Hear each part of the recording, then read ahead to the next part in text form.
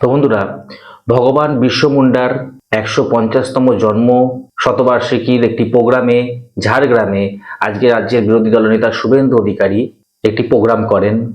Programme হওয়ার পর তিনি সাংবাদিকদের উদ্দেশ্যে কিছু বিস্ফোরক বক্তব্য বলতে শোনা গেল। তো আপনারা সবাই জানেন, বিগত 2.5 বছর ধরে আমাদের রাজ্যের বিরোধী দলনেতা শুভেন্দু অধিকারী রাজ্যের লটারি দুর্নীতি, মার্টিন লটারি এবং ডিআর রাজ্য লটারি নামে যে কোটি কোটি টাকার প্রতারণা চলছে সেই নিয়ে বারবার সরব হয়েছিলেন। এবং আমরা গতকালই দেখলাম ইডি অর্থাৎ সেন্ট্রাল গভর্নমেন্টের এনফোর্সমেন্ট ডাইরেক্টর ইডি এই ঘটনাটা গিয়ে তারা রেড করেছে বিভিন্ন জায়গায় এবং কিছু টাকা নাকি উদ্ধার করেছেন।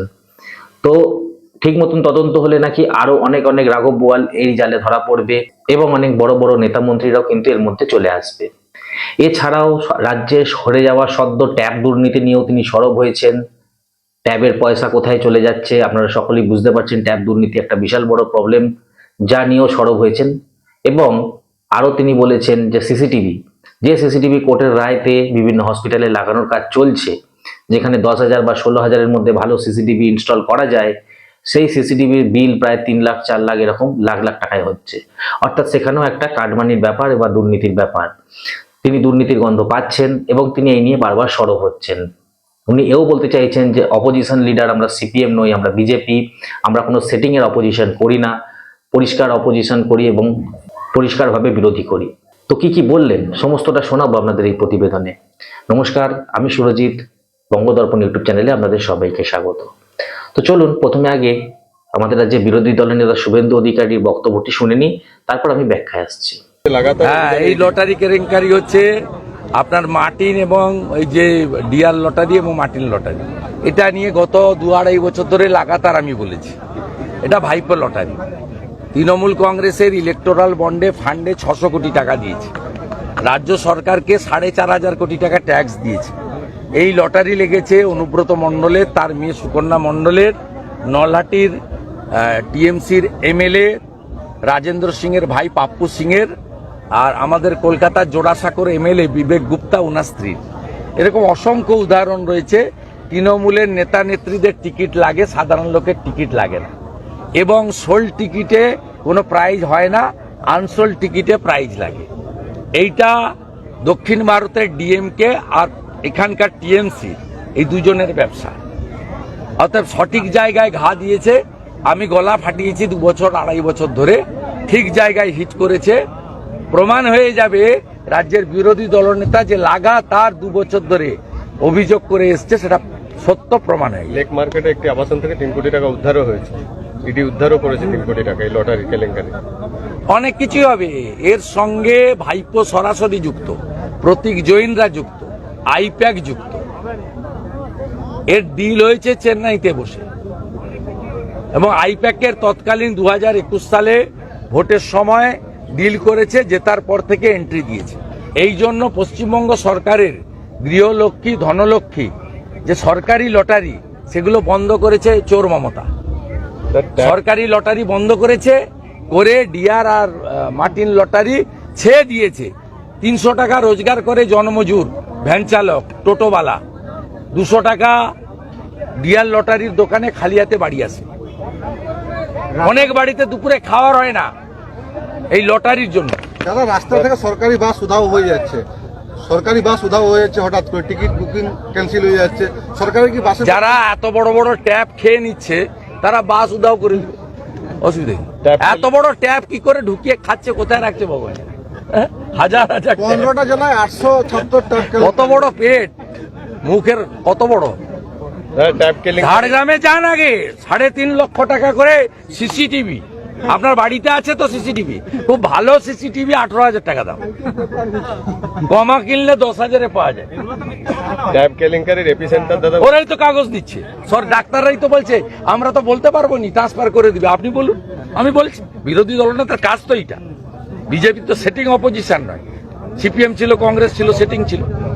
বিজেপি লড়ছে বলে চুরিগুলো সামনে ধরা পড়ছে। ট্যাব কেলেঙ্কারির এপিসেন্টার উত্তর দিনাজপুর হলেও নিয়ন্ত্রিত হয়েছে কেন্দ্রীয়ভাবে। বিকাশ ভবনের তথ্য যাচাই করে অনুমান নিয়ন্ত্রিত হয়েছে মমতা ব্যানার্জির বাড়ি থেকে। আমি গতকালও বলেছি যে রাজ্যের মুখ্যমন্ত্রী চোর, তার পরিবার চোর। সেক্ষেত্রে নিচের তলায় যারা আছে তারাও ঝেড়ে দিচ্ছে টাকা। তারা বলছে উনি ঝাড়ছেন এত, আমি যদি 5টা ট্যাপের 50,000 ঝাড়ি ক্ষতি করি। ঝাড়ার প্রতিযোগিতা চলছে। ট্যাপ কেলেঙ্কারিতে কি দাদা সোর্সের মধ্যেই ভূত আছে? প্রয়োজনে শিক্ষা দপ্তরের তৃণমূল যুক্ত, আইপ্যাক যুক্ত। 10 বছর আগে আত্মহত্যার চেষ্টা সূচনা করতে গিয়ে কুণাল ঘোষ লিখলেন কিছু কেন ঝাড়গ্রাম কি বাইরে নেই? প্রশাসনিক ভাবে ভাগ করেছেন। আমি তো মেদিনীপুরের ছেলে, ঝাড়গ্রাম তো মেদিনীপুরের অংশ। মমতা ব্যানার্জি আসতেন নাকি? হেরে ভূত হয়ে গেছিলেন 2009 লোকসভা নির্বাচনে। 2008 পঞ্চায়েতে কিছু ছিল না তৃণমূলের। অশোক মহাপাত্ররা এখানে তৃণমূল প্রতিষ্ঠা করেছিলেন। পার্টিটা উঠে গেছিল 2001 সালের পরে। 2001 সালের পরে পার্টিটা উঠে গেছে। পার্টিটা উঠে গেছে, আমি ঢুকিয়েছি। মমতা ব্যানার্জি রাস্তা চিনত নাকি? 2010 30 জুলাই লালগড়, 9 আগস্ট লালগড়ের সভা। এমন জায়গা নেই যে জায়গায় আমি আসিনি। আবার ৭৬ মাহাতো ঝাড়গ্রামে ফিরছে। তাতে কি হয়েছে? তাতে কি হয়েছে? একটা লোক জ্ঞানেশ্বরী এক্সপ্রেস কাণ্ডে 129 জনকে খুন করেছে।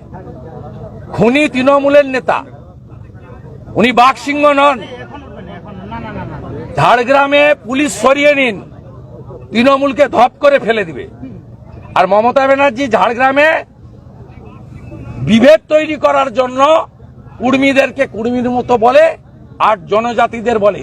তিনি কুর্মী এবং জনজাতি, যেটা দুটো প্রাচীন জনগোষ্ঠী, তাদের যে একতা ছিল সেই একতা নষ্ট করেছে মমতা ব্যানার্জি। এই যে ভগবান বিরসা মুন্ডা, ওর বাবা মুন্ডা আর মা হচ্ছে মাহাতো।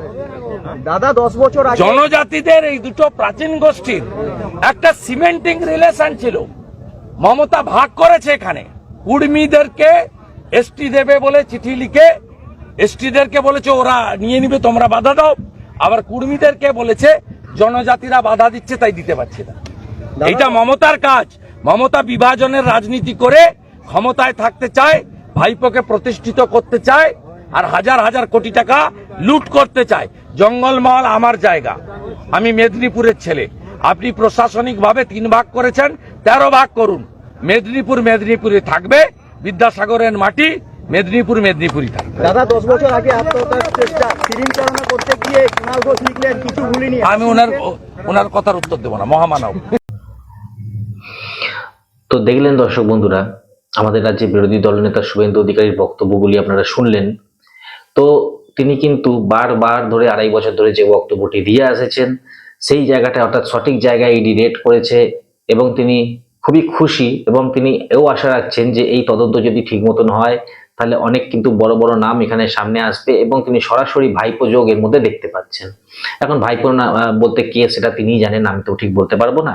এছাড়াও আরো যে যে ঘটনাগুলো সদ্য ঘটেছে, যেমন সিসিটিভি কেলেঙ্কারি বা আপনার ট্যাব দুর্নীতি, এই সমস্ত কিছু নিয়ে তিনি সরব হয়েছেন এবং তাকে এও বলতে শোনা গেল এই যে বিরসা মুন্ডার জন্ম শতবার্ষিকীতে যে অনুষ্ঠানটি হয়েছে এখানে কুর্মীদেরকে ভাগ করে তাদের মধ্যে একটা বিভেদ সৃষ্টি করে এবং তাদের মধ্যেই একটা দ্বন্দ্ব সৃষ্টি করে একটা রাজনীতি কিন্তু আমাদের শাসক দল করছে, এরকমই কিছু বক্তব্য তিনি দিলেন। এই গুরুতর অভিযোগগুলি জানি না এর মধ্যে কতটা সত্যতা রয়েছে বা কতটা এই বক্তব্যের মধ্যে সত্যতা রয়েছে। তো আপনারাই জানাবেন কমেন্ট করে আপনাদের কি মনে হচ্ছে বা আপনাদের যে বক্তব্য যে এর মধ্যে কতটা সত্যতা রয়েছে কতটা মিথ্যা রয়েছে আমি ঠিক বলতে পারবো না। তো আপনাদের বক্তব্য আপনারা অবশ্যই কমেন্ট করে জানাবেন। ভিডিওটি ভালো লাগলে অবশ্যই লাইক করবেন, শেয়ার করবেন আর আমাদের ছোট্ট চ্যানেলটি সাবস্ক্রাইব করে পাশে থাকবেন আমাদের এরকমই নিউজের প্রতিদিনের আপডেট পাওয়ার জন্য। ধন্যবাদ।